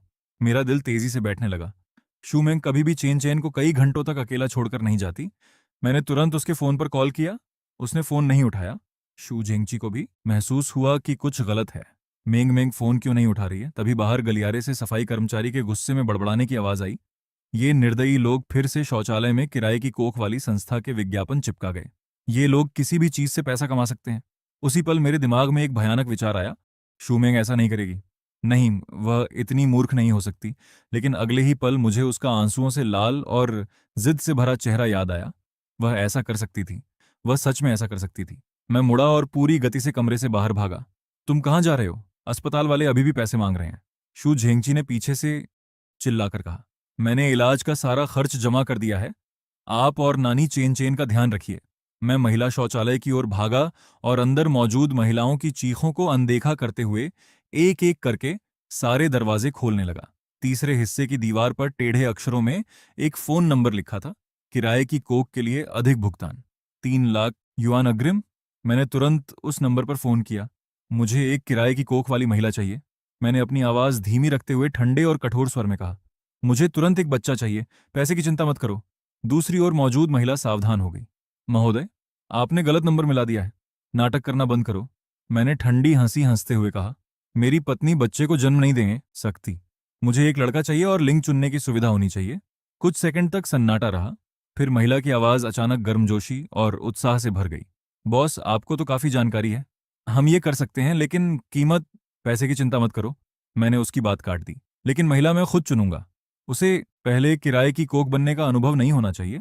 बिल्कुल नहीं हो। उसने पहले कभी बच्चे को जन्म न दिया हो। जवान और स्वस्थ हो, साथ ही उसके जीन अच्छे हों। अभी ऐसी कोई महिला तैयार नहीं है। महिला ने माफी मांगते हुए कहा। बॉस, सच में हमारे पास अभी कोई उपलब्ध नहीं है। मुझसे झूठ मत बोलो। मैंने अपनी आवाज ऊंची की। तुम्हारे पास एक नई महिला है जो आज ही प्रारंभिक जांच के लिए आई है। क्या उसने अनुबंध पर हस्ताक्षर कर दिए हैं? महिला साफ तौर पर चौंक गई। आपको ये कैसे पता चला? मैंने ठंडे स्वर में कहा। मुझे पता भेजो, मैं अभी उसे देखने आ रहा हूं। अगर वह मुझे पसंद आई तो मैं दोगुने पैसे दूंगा। दोगुने? उसकी आवाज पूरी तरह बदल गई। बॉस, क्या आप सच कह रहे हैं? मैं जल्दी में हूं। 20 मिनट में पहुंच जाऊंगा। उस नई महिला को मेरे लिए रोक कर रखना। अगर उसने पहले ही अनुबंध पर हस्ताक्षर करके प्रक्रिया शुरू कर दी है तो रहने दो। नहीं, अभी कोई अनुबंध नहीं हुआ है, केवल शुरुआती जांच पूरी हुई है। बॉस, आप आ जाइए। हम आपका इंतजार करेंगे। मैंने फोन काटा और तेजी से अस्पताल से बाहर निकला। मैंने एक टैक्सी रोकी और चालक को पता बताया। उसी समय मैंने पुलिस को फोन किया और धीमी आवाज में पता बताते हुए वहां गैरकानूनी किराए की कोख का काम चलने की सूचना दी। 20 मिनट बाद मैं शहर की एक जर्जर बस्ती में खड़ा था। मुझे घरेलू सेवाओं का बोर्ड लगी एक पुरानी इमारत दिखाई दी और मैं सीधे तीसरी मंजिल पर चला गया। दरवाजा थोड़ा सा खुला। भारी श्रृंगार किए हुए एक अधेड़ उम्र की महिला ने मुझे ऊपर से नीचे तक देखा। क्या आप ही वह बॉस हैं? महिला कहाँ है? मैं सीधे अंदर चला गया। बैठक वाले हिस्से में वह महिला बनावटी मुस्कान के साथ मेरे पीछे पीछे आई। इस महिला की स्थिति काफी अच्छी है। इसकी उम्र 28 वर्ष है। ये प्राकृतिक तरीके से एक स्वस्थ बेटी को जन्म दे चुकी है। इसे तुरंत पैसों की जरूरत है, इसलिए कीमत पर आसानी से बातचीत हो जाएगी। उसने दरवाजा खोला। शूमेंग एक पुराने सोफे पर बैठी थी और अपने कपड़ों के कोनों को कसकर पकड़े हुए थी। मुझे अंदर आते देखकर उसकी आंखें सदमे से फैल गईं और उसका पूरा शरीर जम गया। यही वाली है। मैंने बिना कोई भाव दिखाए कहा और उसे ऐसे देखने लगा जैसे किसी सामान की जांच कर रहा हूं। खड़ी हो जाओ और घूम कर दिखाओ। जब वह खड़ी हुई तो उसके चेहरे पर डर भी दिखाई दे रहा था। बॉस, आपको कैसी लगी? महिला ने बीच में कहा। इसके नैन नक्श अच्छे हैं, शरीर भी ठीक है और इसके पास स्नातक की डिग्री है। मैं शूमेंग के पास गया और उसके चेहरे को ध्यान से देखा। ये बहुत दुबली है। क्या ये लड़के को जन्म दे सकती है? इसकी 100% गारंटी नहीं दे सकते, लेकिन हम जांच करके चुनाव कर सकते हैं। महिला ने जल्दी से समझाया। मुझे हर हाल में लड़का ही चाहिए। मैंने ठंडे स्वर में कहा। मैं ज्यादा पैसे दे सकता हूं, लेकिन अगर लड़की हुई तो पूरी जिम्मेदारी तुम्हारी होगी। बॉस, इसमें बहुत ज्यादा जोखिम है। जोखिम बड़ा है तो मुनाफा भी बड़ा होगा। मैं महिला की ओर मुड़ा। मुझे यही चाहिए। अपनी कीमत बताओ और अभी अनुबंध तैयार करो। मैं इसे अभी अपने साथ ले जा रहा हूँ। बॉस, लेकिन प्रक्रिया। मैं जल्दी में हूँ। मैंने अपनी जेब से बैंक कार्ड निकाला। पैसे की कोई समस्या नहीं है। मैं इसे अभी अपने साथ ले जाऊंगा। अधेड़ महिला की आंखें इधर उधर घूमने लगीं। बॉस, ये हमारी सामान्य प्रक्रिया नहीं है। अगर आप इसे लेकर चले गए और फिर तो किसी ऐसे व्यक्ति को बुलाओ जो निर्णय ले सके। मैंने उसे घूरते हुए कहा। या फिर तुम निर्णय नहीं ले सकती? महिला के चेहरे के भाव बदल गए। बॉस, एक क्षण प्रतीक्षा कीजिए। वह बाहर गई और दरवाजा बंद कर दिया। दरवाजा बंद होते ही शूमेंग तेजी से मेरे पास आई और मेरी बांह पकड़ ली। क्या तुम पागल हो गए हो? हमें अभी यहां से निकलना होगा। मैंने उसका हाथ कसकर पकड़ा। मुझ पर भरोसा करो। तभी दरवाजे के बाहर कदमों की आवाज सुनाई दी। दरवाजा खुला। वह अधेड़ महिला, दो भारी शरीर वाले पुरुषों और सूट पहने, सुनहरे किनारों वाला चश्मा लगाए एक अधेड़ व्यक्ति के साथ वापस आई। बॉस, ये हमारे महाप्रबंधक चेन है। महाप्रबंधक चैन ने मुझे ऊपर से नीचे तक देखा। मैंने सुना है कि बॉस किसी महिला को तुरंत अपने साथ ले जाना चाहते हैं। हाँ, अपनी कीमत बताओ। लड़के की गारंटी सहित पूरा खर्च 8 लाख युआन होगा। ठीक है, अभी 50,000 युआन अग्रिम दूंगा। रकम भेजने के बाद महिला को अपने साथ ले जाऊंगा। गर्भ की पुष्टि होने के बाद बाकी भुगतान कर दूंगा। महाप्रबंधक चेन मुस्कुराया। बॉस, यहाँ इस तरह काम नहीं होता। आपको अभी पूरी रकम देनी होगी। उसके बाद हम महिला को आपके बताए स्थान तक पहुंचा देंगे। उसने अपना चश्मा ऊपर करते हुए क्रूर मुस्कान के साथ कहा, वरना मुझे डर है कि आप यहां से बाहर नहीं जा पाएंगे। मैंने आंखें सिकोड़ लीं। मेरे पैसे लेना इतना आसान नहीं है। ये इस बात पर निर्भर करता है कि तुम में इस दरवाजे से बाहर निकलने की क्षमता है भी या नहीं। महाप्रबंधक चेन ने इशारा किया और दोनों भारी शरीर वाले आदमी मेरे करीब आने लगे। तभी नीचे से पुलिस की गाड़ियों की हल्की आवाज सुनाई दी। महाप्रबंधक चेन का चेहरा अचानक बदल गया। तुमने पुलिस को बुलाया है? मैंने किसी को नहीं बुलाया, लेकिन ऐसा लगता है कि तुम्हारा धंधा पूरी तरह साफ नहीं है। पुलिस की आवाज तेजी से करीब आने लगी और नीचे से चिल्लाने की आवाजें सुनाई दी। महाप्रबंधक चेन ने गाली दी, इसकी टांगें तोड़ दो और इसे पिछले दरवाजे से ले जाओ। दोनों भारी शरीर वाले आदमी बाईं और दाईं ओर से मुझ पर झपटे। मैंने शू मेंग को जोर से दीवार की ओर धकेला, एक कुर्सी उठाई और बाईं ओर वाले आदमी पर पूरी ताकत से दे मारी। कुर्सी उसके कंधे पर लगकर टूट गई। वह दर्द से कराहते हुए लड़खड़ाया, लेकिन दूसरे आदमी का मुक्का पहले ही मेरी कनपटी की ओर आ रहा था। मैं मुश्किल से बच पाया। उसका मुक्का मेरे गाल की हड्डी को छूता हुआ निकल गया और वहां तेज जलन होने लगी। इससे पहले कि मैं खुद को संभाल पाता, ठंडी धातु चमकी। उसने सच में स्प्रिंग वाला चाकू निकाल लिया था और उसे सीधे शूमेंग की ओर घोंप रहा था। उसकी चीख मेरे कानों में गूंज उठी। पलक झपकते ही मैं आगे कूदा और शूमेंग के सामने खड़ा हो गया। चाकू के मांस में घुसने की धीमी सी आवाज आई। उसी पल मेरे बाएं कंधे में असहनीय दर्द फूट पड़ा। पहले बर्फ जैसी ठंडक महसूस हुई और फिर तेज जलन। उस आदमी ने नहीं सोचा था कि मैं खुद चाकू के सामने आ जाऊंगा। वे एक क्षण के लिए जम गया। उसी पल मैंने अपने दाएं हाथ से चाकू पकड़े, उसके हाथ को पकड़ लिया और अपना माथा उसकी नाक पर दे मारा। हड्डी टूटने की आवाज उसकी चीख के साथ मिल गई। उसने चाकू का हथा छोड़ दिया और लड़खड़ाते हुए पीछे हटा। पुलिस, कोई नहीं हिलेगा, सभी जमीन पर लेट जाओ। उसी पल पुलिसकर्मी ऊपर पहुंच गए। मैं अपने खून बहते बाएं कंधे को दबाते हुए शूमेंग के सामने खड़ा रहा और अपना दायां हाथ ऊपर उठाया। अधिकारी, हम पीड़ित हैं। महाप्रबंधक चेन जमीन पर पड़ा था और अब भी छूटने की कोशिश कर रहा था, लेकिन पुलिस अधिकारियों ने उसे दबोच रखा था। एक युवा पुलिस अधिकारी ने मुझे खून से लथपथ देखा और तुरंत अपने संचार यंत्र में कहा, यहां एक व्यक्ति घायल है, तुरंत रोगी वाहन की जरूरत है। शूमेंग तेजी से मेरे पास आई। उसके हाथ कांप रहे थे और वह मेरे घाव के आसपास दबाव बनाने लगी। उसके चेहरे पर लगातार आंसू बह रहे थे। तुम्हारा इतना खून बह रहा है? मैंने दीवार का सहारा लिया और जबरदस्ती मुस्कुराते हुए अपने सही हाथ से धीरे से उसका चेहरा छुआ। कोई बात नहीं, बस मानसर का घाव है। जरूरी बात यह है कि तुम सुरक्षित हो। जब हम पुलिस थाने से बाहर निकले तब बाहर पूरी तरह अंधेरा हो चुका था। शूमेंग ने मेरी बांह कसकर पकड़ रखी थी। उसकी उंगलियां ठंडी थीं और हल्की हल्की कांप रही थीं। हम एक शांत जगह तक पहुंचे तो वह रुक गई। उसने आंसुओं से भीगे चेहरे के साथ मेरी ओर देखते हुए पूछा, तुम्हें कैसे पता चला कि मैं वहां थी?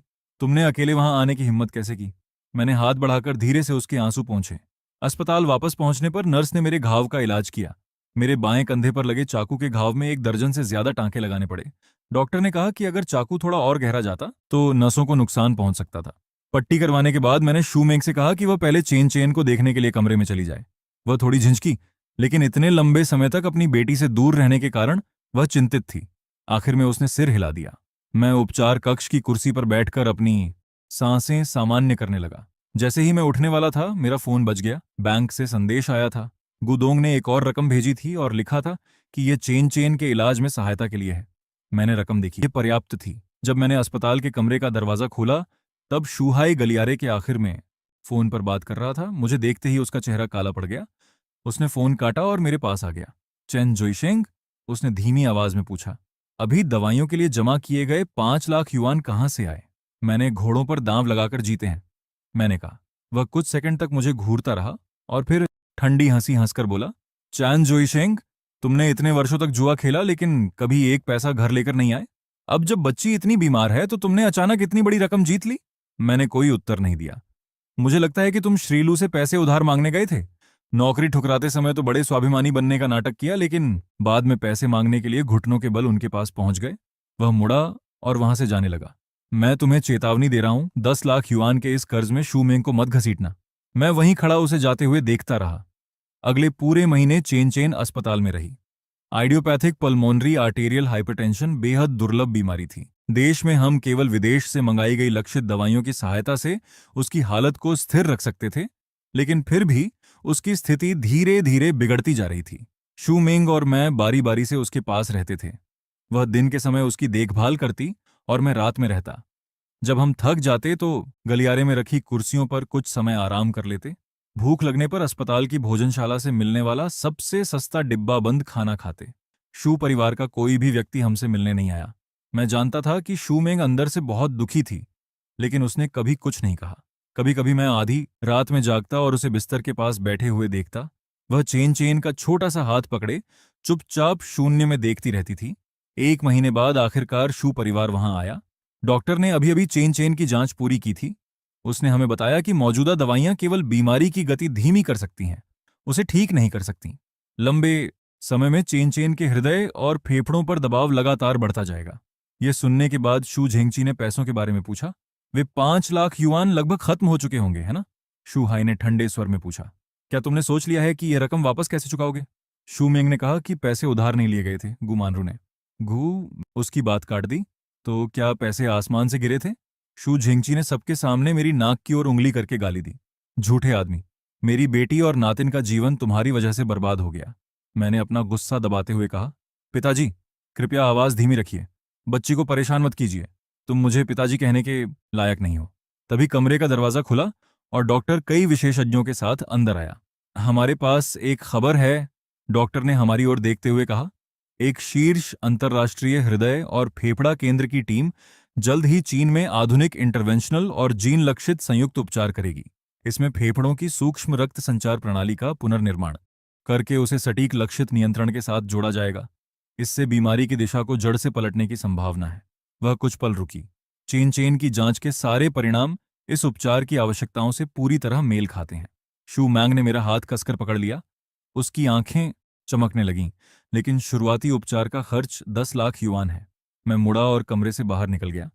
गलियारे के आखिर में पहुंचकर मैंने गुदोंग को फोन किया। पैसों की चिंता मत करो, उसने कहा। प्रोफेसर रॉबर्ट को मैं ज्यूरिक से बुलाकर लाया हूं। उन्होंने तुम्हारी बेटी का मामला देखा है और कहा है कि उसके ठीक होने की संभावना उम्मीद से काफी बेहतर है। शल्य क्रिया के परिणाम बहुत अच्छे होने चाहिए। धन्यवाद। वास्तव में मुझे तुम्हारा धन्यवाद करना चाहिए। वह कुछ पल रुका। मैंने उस महिला और उसकी बेटी दोनों को ढूंढ लिया है। श्री चेन, मैं तुम्हारा बहुत बड़ा आर्नी हूं। मैंने फोन काटा और भुगतान खिड़की पर चला गया। जब मैं वापस अस्पताल के कमरे में पहुंचा तो मुझे शू झेंगची की आवाज सुनाई दी। देखा, जैसे ही पैसों की बात आई वह भाग गया। मेंग मेंग, तुम बस उससे तलाक लेने के लिए तैयार हो जाओ। शू परिवार इलाज का सारा खर्च देगा। शू मेंग की आवाज बहुत धीमी लेकिन बेहद दृढ़ थी। माँ, पिताजी और भैया, आपकी चिंता के लिए धन्यवाद, लेकिन सच में हमें आपकी सहायता की जरूरत नहीं है। जुईशेंग ने अभी इलाज के लिए 10 लाख युआन और जमा किए हैं। कमरे में कुछ सेकंड तक सन्नाटा छाया रहा। तभी नर्स चेन चेन को शल्य क्रिया के लिए तैयार करने कमरे में आई और सामान्य स्वर में बोली, बच्ची के पिता ने बाद के उपचार और विदेश से आने वाली लक्षित दवाइयों के लिए विशेष निधि के रूप में 10 लाख युआन और जमा किए हैं। मैं दरवाजे पर खड़ा होकर शू झेंगची, गु मानरू और शू हाई को अपनी जगह पर जमे हुए देखता रहा। शल्य क्रिया कक्ष के ऊपर लगी लाल बत्ती जल रही थी। शू मेंग मेरे कंधे का सहारा लेकर खड़ी थी और उसका शरीर हल्का हल्का कांप रहा था। मैंने उसका हाथ पकड़ लिया। प्रोफेसर रॉबर्ट पल्मोनरी हाइपरटेंशन के प्रमुख विशेषज्ञ हैं। वह इस तरह के 27 उपचार कर चुके हैं और सभी सफल रहे हैं। शू हाई उदास चेहरे के साथ हमारे पास आया। चैन जोईशेंग, तुमने श्रीलू से कितने पैसे उधार लिए हैं? मैंने सिर उठाकर उसकी ओर देखा। इससे तुम्हारा कोई संबंध नहीं है। 20 लाख युआन का कर्ज चुकाने के लिए शू परिवार को अपना घर भी बेचना पड़ेगा। उसने शू मेंग की ओर देखा। छोटी बहन, मुझे सच बताओ। शू मेंग के बोलने से पहले ही शू झेंगची गुस्से में आगे आए और मेरी नाक की ओर उंगली कर दी।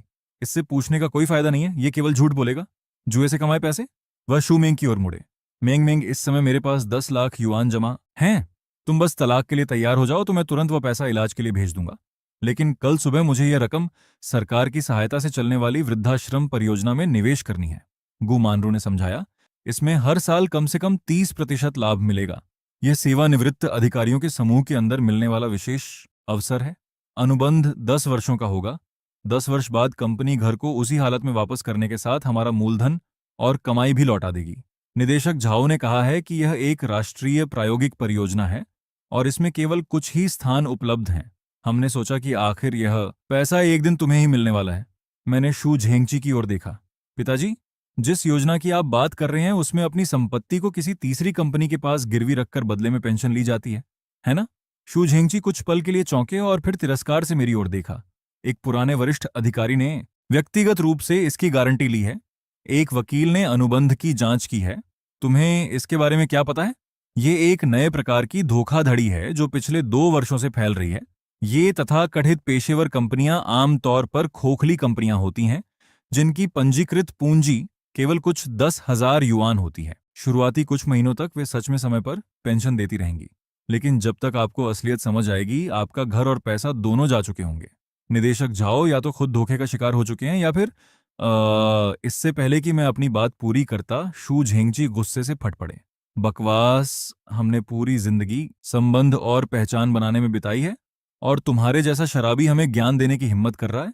अनुबंध में हर बात काले अक्षरों में साफ लिखी है। क्या सरकार इसे अनदेखा कर देगी? मुझे लगता है कि तुम्हें केवल जलन हो रही है।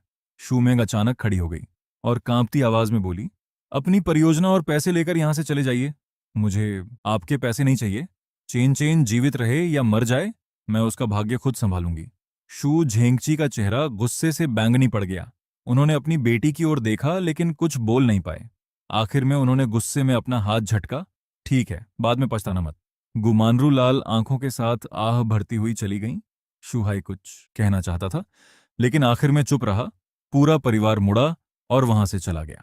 शल्यक्रिया कक्ष के बाहर का गलियारा अचानक शांत हो गया। शूमेंग बेंच पर ढह गई और उसकी आंखों से बिना आवाज के आंसू बहने लगे। मैंने धीरे से उसके कंधे के चारों ओर अपना हाथ रखा। 4 घंटे बाद शल्यक्रिया कक्ष की बत्ती बुझ गई। मुख्य चिकित्सक मुस्कुराते हुए बाहर आए। शल्यक्रिया पूरी तरह सफल रही। बच्ची को 48 घंटों तक गहन चिकित्सा कक्ष में निगरानी में रखना होगा, लेकिन उसके स्वस्थ होने की संभावना बहुत अच्छी है। शूमेंग के पैरों ने उसका साथ छोड़ दिया। मैंने सही समय पर उसे पकड़ लिया। उसने अपने दोनों हाथों से चेहरा ढक लिया। उसकी उंगलियों के बीच से आंसू बह रहे थे, लेकिन इस बार वे खुशी के आंसू थे। 2 महीने बाद चानचैन को अस्पताल से छुट्टी देने की सारी शर्तें पूरी हो गईं। छोटी बच्ची के चेहरे का रंग काफी सुधर गया था। हालांकि उसे अब भी नियमित दवाइयों और जांच की जरूरत थी, लेकिन वह पहले से ही उछल कूद कर सकती थी। उसके नए जीवन का जश्न मनाने के लिए हमने हाल ही में खुले एक महंगे स्टेक हाउस में मेज बुक की। मैंने अपनी बेटी से वादा किया था कि उसके ठीक होने के बाद मैं उसे सबसे अच्छा स्टेक खिलाने ले जाऊंगा। स्टेक हाउस का वातावरण बेहद शानदार था। चेन चैन अपनी कुर्सी पर उत्साह से अपने छोटे छोटे पैर हिला रही थी। शूमेंग ने उसके सामने रूमाल फैलाने में सहायता की। खाना परोसा गया। मैं स्टेक काटने ही वाला था कि एक महंगा लेकिन शरीर पर ठीक से न बैठने वाला सूट पहने युवा आदमी गलियारे से गुजरा। उसने यूं ही हमारी ओर देखा। उसकी नजर शूमेंग पर पड़ी और अचानक रुक गई। शूमेंग। उसके चेहरे पर पहले हैरानी दिखाई दी और फिर एक मजाकिया मुस्कान आ गई। वह हमारे करीब आया।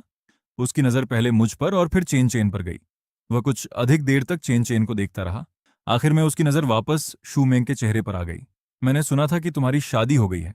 क्या ये तुम्हारा पति है? शूमेंग की उंगलियां हल्की सी कस गईं। इस आदमी का नाम झू फांग था। बहुत पहले शूमेंग के माता पिता उसकी शादी इसी व्यक्ति से करवाना चाहते थे। उसे देखते ही शूमेंग का शरीर साफ तौर पर अकड़ गया।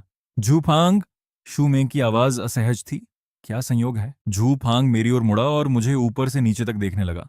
वह साफ तौर पर मेरा आकलन कर रहा था। उसने अपना हाथ आगे बढ़ाया।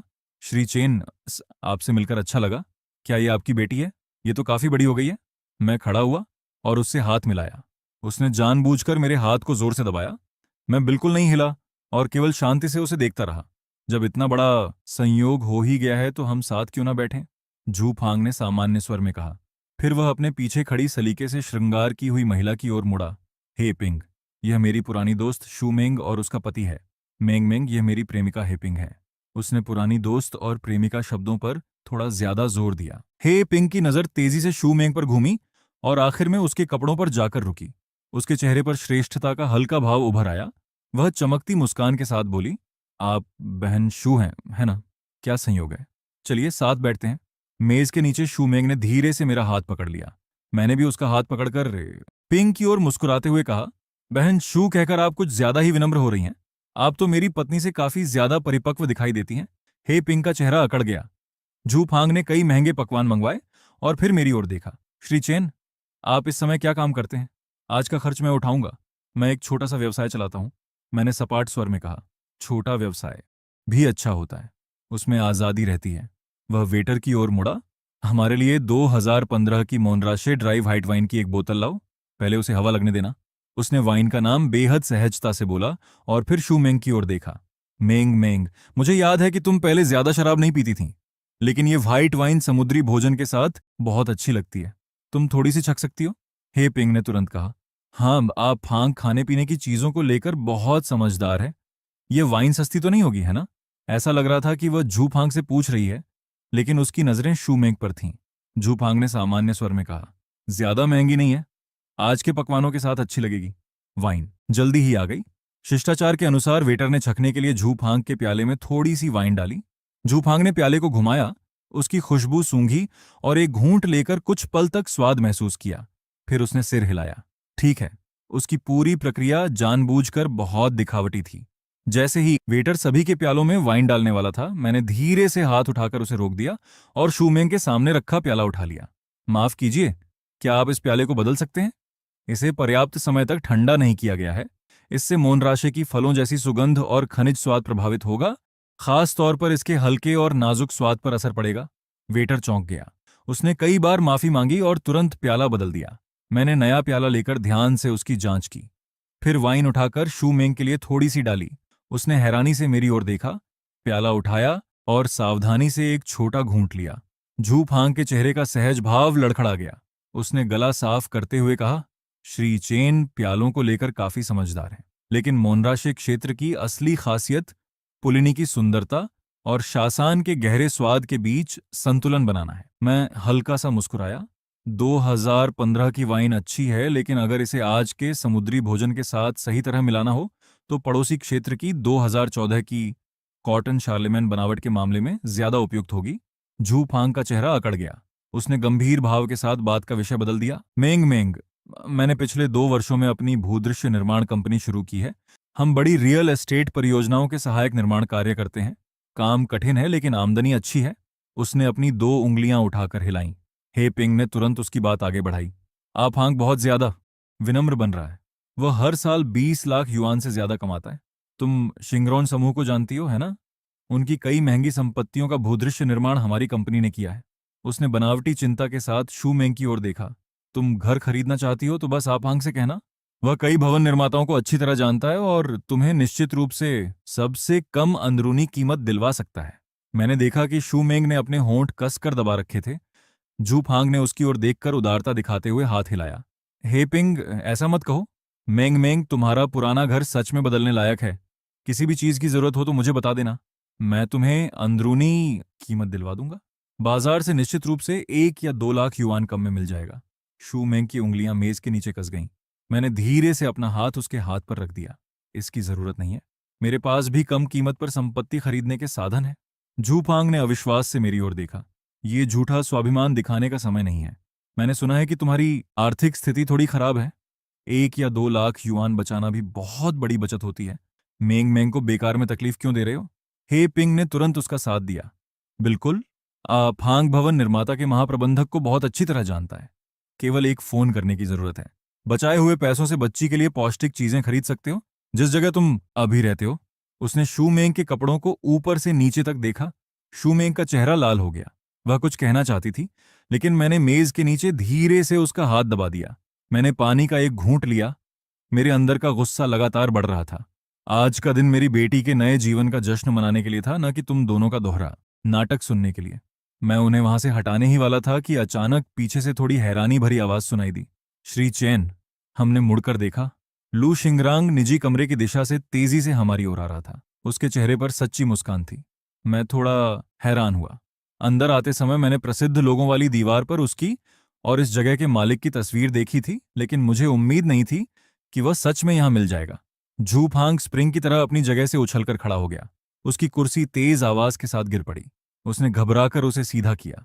उसका चेहरा चापलूसी से भरा था। वह झुककर अपने दोनों हाथ आगे बढ़ाते हुए बोला, क्या संयोग है? मैं भूदृश्य निर्माण कंपनी का झूफांग हूं। पिछले वर्ष के आखिर में आपकी कंपनी के धन्यवाद समारोह में मैंने आपको देखा था। क्या आपको मैं याद हूं? उसने घमंड से हमारी ओर देखा। लू शिंगरांग ने हल्की सी भौं सिकोड़ ली। उसे साफ तौर पर याद नहीं था कि ये कौन है, लेकिन उसकी नजर तेजी से झू फांग को पार करके मुझ पर आकर रुक गई। फिर भी शिष्टाचार के कारण लू शिंगरांग ने थोड़ी देर के लिए उससे हाथ मिलाया और सपाट स्वर में कहा, अच्छा नमस्कार। वह थोड़ी देर का हाथ मिलाना झू फांग के लिए मावताई शराब पीने जैसा था। उसके गाल लाल हो गए और वह और सीधा होकर खड़ा हो गया, लेकिन लू शिंगरांग ने लगभग तुरंत अपना हाथ वापस खींच लिया। वह मेरी ओर मुड़ा, जमे हुए झू फांग के पास से निकलकर मेरे सामने आया और हाथ आगे बढ़ाया। श्री चेन, क्या संयोग है? पिछली बार अलग होने के बाद से ही मैं आपसे संपर्क करना चाहता था, लेकिन मुझे डर था कि परिवार की देखभाल के दौरान आपको परेशान न कर दूं। आज यहां आपसे मिलना सच में भाग्य की बात है। मैं खड़ा हुआ और उससे हाथ मिलाया। श्रीलू, बहुत समय बाद मिलना हुआ। मैंने अपने पास खड़े झू फांग की आंखों को हैरानी से फैलते देखा। उसका पूरा शरीर ऐसे जम गया था जैसे उस पर बिजली गिर गई हो। उसके चेहरे की चापलूसी भरी मुस्कान अभी तक गायब नहीं हुई थी और उसमें सदमे का भाव भी मिल गया था। उसका चेहरा बेहद हास्यास्पद दिखाई दे रहा था। हे पिंग, लू शिंगरांग को नहीं पहचानती थी। उसने केवल यह देखा कि उसके प्रेमी को अनदेखा करके मुंह जैसे फल बेचने वाले के साथ यह प्रभावशाली आदमी हंसते हुए बातचीत कर रहा था। उसने होंठ सिकोड़कर इतनी धीमी आवाज में नहीं कहा, अच्छा अब फल बेचने वाले भी रियल एस्टेट के बारे में बातें करने लगे हैं। क्या नई बातें? ये वाक्य निकलते ही माहौल ठंडा हो गया। लू शिंगरांग की मुस्कान गायब हो गई। उसकी तीखी नजर हेपिंग की ओर गई और फिर सवाल भरी आंखों से मेरी ओर देखने लगी। मैंने उसका हाथ छोड़कर शांत स्वर में कहा, ये मेरी पत्नी के पुराने परिचित हैं। संयोग से यहां मुलाकात हो गई। ये दोनों काफी उत्साहित हैं। इन्होंने सुना कि हम घर खरीदना चाहते हैं, इसलिए ये आपकी परियोजना में कम अंदरूनी कीमत पर घर दिलवाने के लिए किसी से हमारी पहचान करवाने पर जोर दे रहे थे। लू शिंगरांग काफी समझदार व्यक्ति था। उसके चेहरे पर मुस्कान वापस आ गई, लेकिन इस बार वह बनावटी थी और उसमें हल्की ठंडक भी थी। उसने मेरी ओर देखकर तेज आवाज में कहा, अरे मेरे छोटे भाई, तुम भी कमाल करते हो। उसने मेरी बांह थपथपाई। हमारे रिश्ते के होते हुए तुम मेरा घर खरीदने के लिए कम कीमत की बात क्यों कर रहे हो? उसने हैरान खड़े झूफांग और हेपिंग की ओर देखा। उसकी मुस्कान नहीं बदली, लेकिन उसके स्वर में एक श्रेष्ठता थी। मेरे छोटे भाई भाभी और ये प्यारी सी बच्ची।